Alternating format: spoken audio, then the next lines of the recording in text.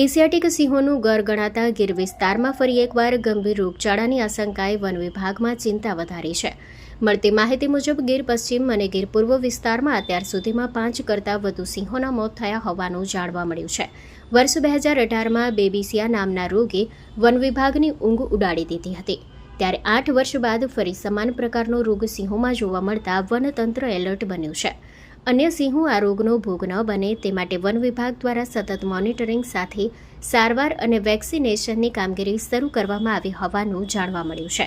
પ્રાથમિક માહિતી મુજબ સિંહોના શરીરે ચૂંટતી ઈતળીના કરડવાથી આ રોગ ફેલાતો હોવાનું માનવામાં આવી રહ્યું છે.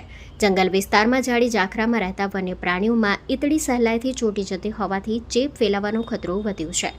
Story report by Prakash Dave, Junagadh. માં motor driving, safe and sure driving. Driving એ શોખ સાથે આપની મોટી જવાબદારી પણ છે. અમારા ઇન્સ્ટ્રક્ટર દ્વારા સચોટ અને સરળ માર્ગદર્શન. આપની રોજની તાલીમની માહિતી મેળવીને શું અધુરાશ છે એના ઉપર પૂરું ફોકસ કરાય છે.